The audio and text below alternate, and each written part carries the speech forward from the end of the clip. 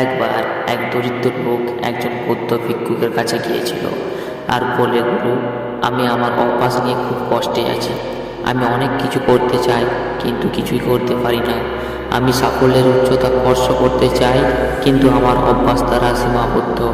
সত্যি কথা বলতে কি, আমি নিজেই জানি না সফল হতে কী কী গুণাবলী দরকার। সেই জন্য আমি আপনার কাছে এসেছি, শুধুমাত্র সেই গুণগুলোর কথা জানতে। দয়া করে আমাকে গাইড করুন।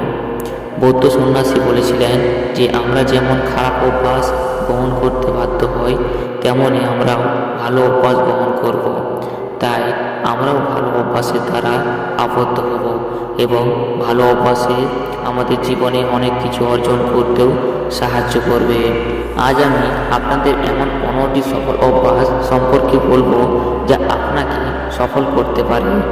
আমার কথা শোনার পর ভুলে যাবেন না, বরং মনে রাখবেন এই 15টি অভ্যাস এবং ধীরে ধীরে তাদের আপনার জীবনে আনা শুরু করুন।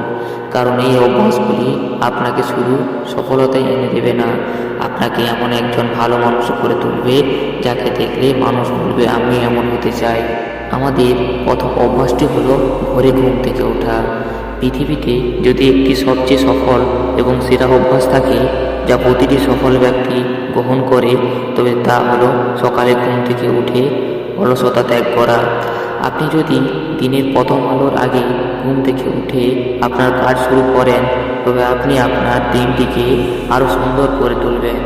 আপনি বিশ্বাস করেন যে সারাদিন এমন কোনো চ্যালেঞ্জ থাকবে না যা আপনি অতিক্রম করতে পারবেন না।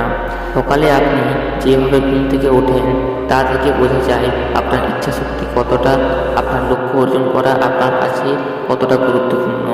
সকালে ঘুম থেকে ওঠার অর্থ হলো আরও বেশি পরিশ্রম, আরও কঠোর পরিশ্রম, যা একজনকে অন্যদের চেয়ে বেশি সফল করে তুলবে। আপনি যদি সকালে দেরি করে ঘুম থেকে ওঠার অভ্যাসের কারণে বাধ্য হন, তাহলে আপনার 5 মিনিট আগে ঘুম থেকে ওঠার অভ্যাস গড়ে তুলতে হবে। আর কয়েকদিনের মধ্যে আপনি খুব ভোরে ঘুম থেকে উঠতে শুরু করবেন। দ্বিতীয় অভ্যাসটি হলো সবসময় নতুন কিছু শিখতে থাকুন। এটি একটি দুর্দান্ত অভ্যাস যা প্রতিটি ব্যক্তির মধ্যে পাওয়া যায় যারা তার ক্ষেত্রে সাফল্য অর্জন করেছে। সবসময় আপনার কাজ সম্পর্কে আরও শিখতে হবে। আমরা জীবনে যা যা শিখি না কেন, জীবনের কোনো না কোনো সমস্যা তাই অবশ্যই কাজে আসবে।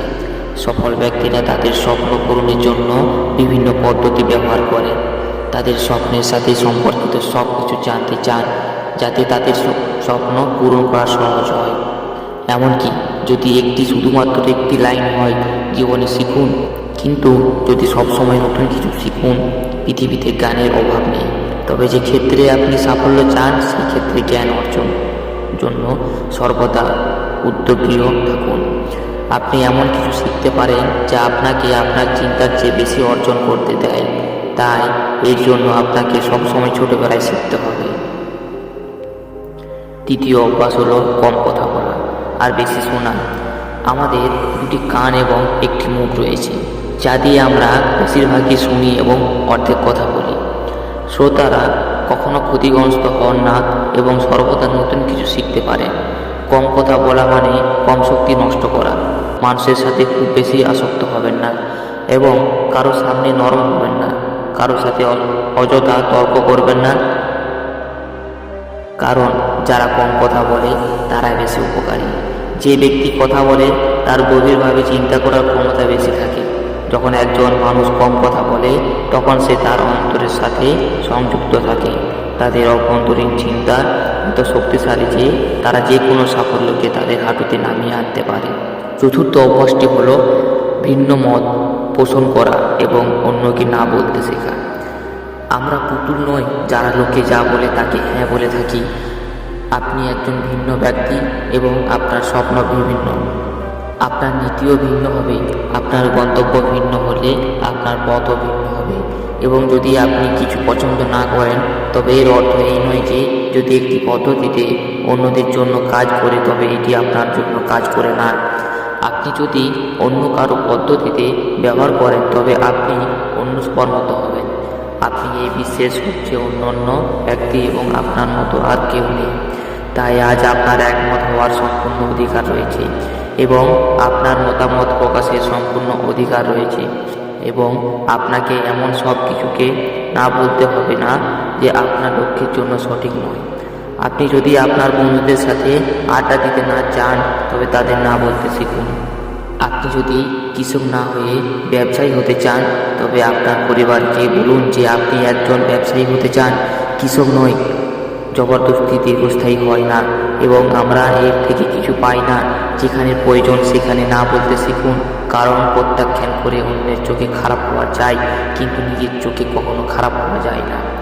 মানুষ কি বলবে কি বলে অধিকাংশ মানুষ জীবনে কিছুই করতে পারে না।